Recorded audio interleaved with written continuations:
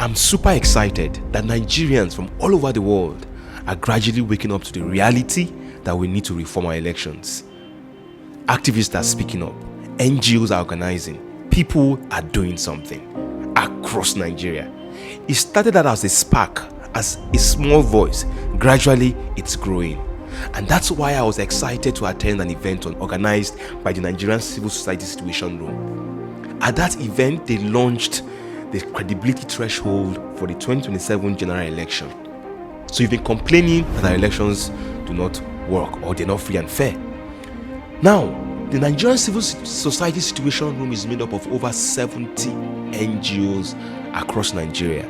They've been working since 2015 to reform our elections, and they've packed all the lessons from the previous election to produce a report, a document that will enable us answer a very simple question. What is the minimum credibility threshold that you can use to say that an election is free and fair? And the idea is that with this, every one of us can be very, very effective in how we engage and discuss and talk about the reforms in the electoral process. So beyond just demanding for elections, there is a framework, there is a threshold, there is a document that guides how we engage. Now, what is this threshold really alluding to? It's saying that for an election to be credible, there are 7 principles that we need to use to decide that. The first one is independence and impartiality. And the idea is that institutions must act without political, financial influence to enable free and fair elections. The second principle is transparency and accountability. What does that mean? It means that decisions, data and finance must be open to public and legislative scrutiny. The third pillar or the third principle is inclusivity and equality. That all Nigerians, including women, youth, persons with disability, and marginalized communities must enjoy equal participation in the electoral process. The fourth principle, rule of law and due process.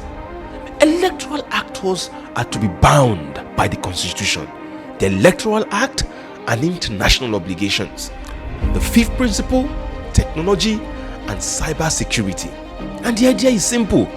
Digital tools should increase, not undermine integrity, privacy, and trust.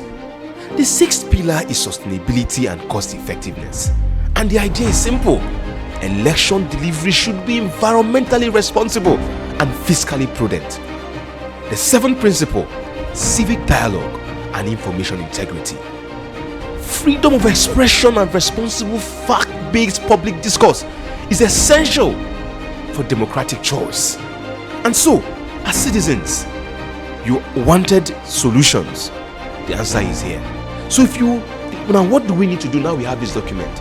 We have to convert this document from just being a document to pressure to ensure that the relevant stakeholders take action so that this can move from being a document or a report to something that influences 2027 election.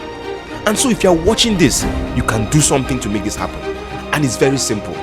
Go to citizensunitednigeria.org and sign a petition and say, I want this threshold to be enacted.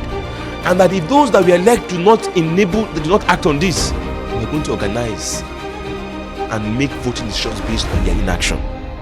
If 5 million of us wake up and say that this threshold needs to be the basis of how we conduct elections, things will change.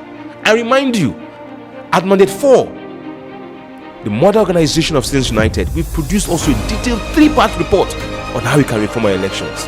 We've also submitted to the National Assembly a 28-page proposal on reforms for the Electoral Act and also the Constitution, that when these acts are enacted, they will transform our elections. So if you're watching this, beyond just complaining, do something.